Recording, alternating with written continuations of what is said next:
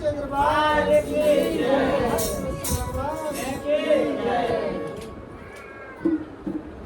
क्या कह रहे हैं कि दुख से मत घबराना रे पंछी, ये जग दुख का मेला है, चाहे भीड़ बहुत अंबर में उड़ना तुझे। दुख से घबराने की जरूरत नहीं है। ये जगत ये संसार दुखों का घर है, लेकिन चाहे भीड़ कितना भी हो, लेकिन हम आए हैं अकेले और हमें अकेले यहाँ से जाना है। जो भी कुछ मिला हमको यहीं पर मिला और हमको यहीं पर छोड़ करके हमको यहाँ से जाना है। चाहे भीड़ बहुत अंबर में, चाहे कितना भी अंबर में भीड़ हो, लेकिन हमको इस दुनिया संसार से अकेले ही जाना है। कि संत कहते हैं कि जीवन तो भैया एक रेल है, कभी पैसेंजर कभी। ये जिंदगी ये जीवन जो है एक रेल के समान है। किसके समान है? एक रेल के समान है। जैसे रेल है, ट्रेन है, चल रही दो पटरी पर, वैसे हमारा भी जीवन जो है दो पटरी पे चल रही है। कितने पटरी पे चल रही है? दो पटरी पे चल रही है। वो जानते पटरी कौन सी है? सुख है। और सुख दुख की पटरी पे दौड़ लगाती है और मंजिल तक हमको पहुंचाती है। सुख दुख की दो पटरी लगी हुई है हमारे जीवन में, कभी सुख है तो कभी दुख है। लेकिन जब सुख आता है तो हम बेखबर रहते हैं, बिल्कुल याद करते नहीं है। और जब दुख आता है तो बार बार ऊपर वाले को ऊपर देखते हैं, अरे ऊपर वाले तुमने हमको ऐसा दुख दे दिया। एक बार की बात है, छोटी सी कहानी के बारे में के माध्यम समझाना चाहेंगे। एक जगह बिल्डिंग बन रही थी। बिल्डिंग तैयार, जैसे आपके मुंबई में ही बड़े बड़े बिल्डिंग तैयार होते हैं, बड़े बड़े सेठ लोग बिल्डिंग तैयार करवाते हैं। उसमें बहुत मजदूर रहते हैं, काम करने वाले रहते हैं। अब सेठ का काम है भाई, सेठ अपना देखभाल करते हैं, आते जाते अपना देखभाल करते हैं उसका। एक दिन की बात हुई, बिल्डिंग में काम चल रहा था, सेठ आए और आने के बाद ऊपर का काम हो गया था और नीचे का काम चल रहा। अब सेठ जी क्या करते हैं, नीचे का काम इधर उधर बता करके और फिर ऊपर चले जाते हैं। जब ऊपर जाते हैं तो यहाँ वहाँ जब देखते हैं तो समझ में आता है कि यहाँ पर कुछ काम अधूरा है। ध्यान देंगे आप लोग, यहाँ पर कुछ काम अधूरा है। तो अब भाई सेठ सीढ़ी से चढ़ के तो चले आए, लेकिन उतरने को सोचे कि उतर के जाऊंगा ज्यादा टाइम लग जाएगा। अब क्या करते हैं, इसे ऊपर से और मजदूरों को बुलवा लेते हैं। अब सेठ जी ऊपर से आवाज तो लगा रहे हैं, लेकिन कोई मजदूर सुन, आवाज लगा रहे हैं लेकिन कोई मजदूर सुन नहीं रहे। फिर सेठ के दिमाग में एक बात आई। सेठ जी क्या करते हैं, अपने जेब में से 10 रुपया निकालते हैं और निकाल करके धीरे से एक मजदूर के आगे। अब मजदूर क्या करता है, जब 10 रुपया देखता है तो इधर उधर देखता है, ऊपर नहीं देख रहा है, इधर अरे कोई देख तो नहीं रहा, तुम उठा कर अपने जेब में। ऊपर देखा, ऊपर नहीं देखा। और 10 रुपया सेठ ने गिराए थे, क्यों? कि ये ऊपर देखेगा तो मैं इसको ऊपर अपने काम के लिए बुलाऊंगा, ये काम समझा दूंगा। चलो भाई, फिर क्या करते हैं, फिर 20 रुपया निकालते हैं जेब में से और फिर मजदूर के सामने गिराते हैं। फिर वह मजदूर इधर उधर देखता है, आए बाएं दाएं देखा, अब 20 रुपया का नोट फिर जेब में, अभी भी उसने नहीं देखा। अब सेठ जी कहते भाई चलो कुछ और लोग देते हैं। फिर क्या करते, जेब में से 100 रुपया निकालते हैं और फिर उस मजदूर के सामने नीचे गिराते हैं। जब नीचे गिराते हैं तो अब तो और चौकन्ना होकर इधर उधर देख रहा है, अरे अब तो 100 का नोट है भाई। इधर उधर और देखा और उठा करके 100 का नोट जेब में डाल दिया। ऊपर देखा, परेशान हुए भाई, चलो भाई 100 से नहीं देखा तो क्या करते, 500 का नोट गिराते हैं। जब 500 का नोट जब गिराते हैं, अब तो भाई 500 का नोट गिरा ऊपर से, लेकिन फिर भी ऊपर नहीं देखता है वो मजदूर, आए बाएं दाएं देखता है कि कोई देख तो नहीं रहा है। तुरंत उठा कर अपने जेब में।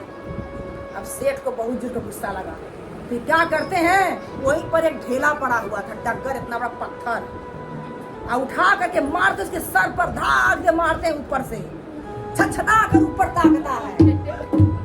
छनछना कर जब ऊपर ताकता है तब जाके पता चलता कि सेठ हमको ऊपर बुला रहे हैं।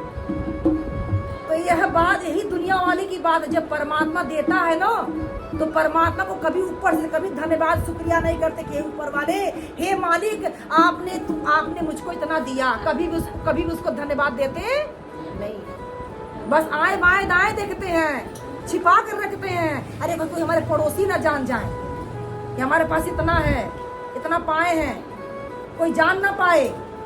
लेकिन जब परमात्मा जब दुख रूपी जब पत्थर मारता है ऊपर से, तो बार बार ऊपर वाले, हाय रे ऊपर वाले तूने मुझको यह दुख दिया, हाय रे ऊपर वाले तूने मुझको यह दुख दिया, तब जाके ऊपर वाले की याद आती है। इसी से संत कहते हैं, दुख में सुमिरन सबे करे, सुख में करे न कोई, आज जो सुख में सुमिरन करे, तो दुख काहे को होय। सुख में तो कोई भगवान की कभी याद आती, अगर भगवान की याद भी करते हैं ना तो फॉर्मेलिटी की नहीं करते। एक अगर बत्ती जला लेंगे, हर जगह घुमा देंगे, जल्दी जल्दी जल्दी है ना, काम पे जाना है, माल बनाना है, नहीं जल्दी जल्दी, एक सेकंड में नहीं लगता है। परमात्मा आपको 24 घंटा फुल देता है, आपको दिन रात 24 घंटा देता है। लेकिन परमात्मा के लिए एक सेकंड भी, एक अगरबत्ती सुलगा दिए जल्दी जल्दी उन भगवान जी के सामने, भगवान अरे सूर्य देव का देवता को दिखाना है, निकले कि नहीं निकले हैं, जल्दी जल्दी करके बस फॉर्मेलिटी है। क्योंकि यहाँ पर प्रेम है, यहाँ पर प्रेम नहीं है, उस प्रभु परमात्मा से प्रेम नहीं है। जब प्रेम नहीं है तो परमात्मा भी आपका सुनने वाला नहीं है।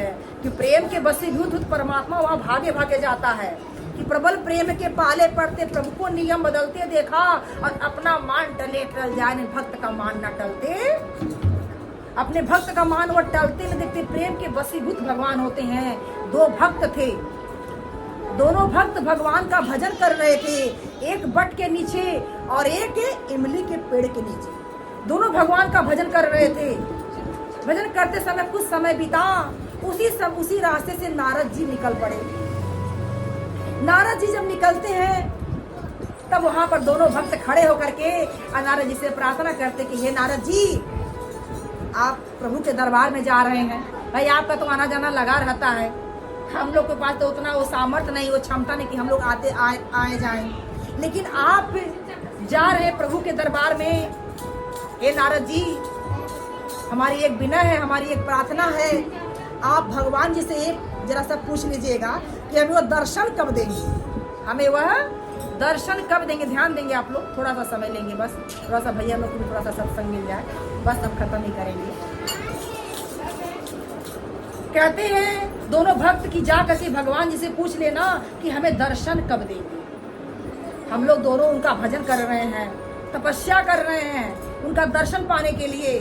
नारद जी कहते ठीक है, हम जाकर पूछ लेंगे। जब देवर्षि नारद जब वहाँ बैकुंठ पहुँचते हैं, विष्णु भगवान के धाम जब पहुँचते हैं, तो विष्णु भगवान जी से पूछते हैं, प्रभु मृतलोक में दो भक्त हैं आपका, जो बहुत दिनों से आपका भजन कर रहे हैं, एक एक पेड़ के नीचे बैठ करके भजन कर रहे हैं, और वह बिना प्रार्थना किए हैं कि उन्हें आप दर्शन कब देंगे, उन्हें आप दर्शन कब देंगे। भगवान विष्णु कहते हैं जाकर उन भक्तों से कह देना कि जो जिस पेड़ के नीचे बैठा है ना, जितना उस पेड़ में पत्ता है, उतने 1000 दिन के बाद में उनको दर्शन, जिस पेड़ के नीचे वो बैठे हैं वह उस पत्ते को गिन लेंगे, उतने 1000 दिन के बाद मैं उनको दर्शन। अब नारद जी जब वहां से लौट के आते हैं तो दोनों भक्त बेसब्री से इंतजार कर रहे नारद जी का कि नारद जी कुछ संदेशा लाएंगे, प्रभु कब दर्शन देंगे। कहते हैं नारद जी, हे मुनि बताइए क्या संदेशा है, प्रभु हमें दर्शन कब देंगे। कहते हैं प्रभु तो कहे हैं दर्शन देने के लिए, लेकिन कहे हैं जिस जिस पेड़ के नीचे तुम बैठ के तपस्या कर रहे हो ना, उसमें जितने पत्ते हैं उतने 1000 दिन के बाद वो दर्शन देने के लिए आएंगे, वो दर्शन देने के लिए आएंगे। जो बट के पेड़ के नीचे बैठा था ना, अरे बाप रे बाप, इतने 1000 दिन के बाद आएंगे, इतना इसमें पत्ता है। अरे इतने दिन में मैं क्या करूंगा भाई, मैं तो मर जाऊंगा, बूढ़ा हो जाऊंगा, मर जाऊंगा, तो कुछ कर ऐसे हम कैसे प्रभु का दर्शन इतना पता नहीं कब होगा। वो घबरा करके और वो अपना भजन छोड़ करके वहां से चला जाता है। लेकिन जो इमली के पेड़ के नीचे जो बैठा भक्त है, वह खुशी के मार नाच पड़ा, वो खुशी के मारे नाच पड़ा कि प्रभु कम से कम इतना तो कहे कि मैं दर्शन दूंगा।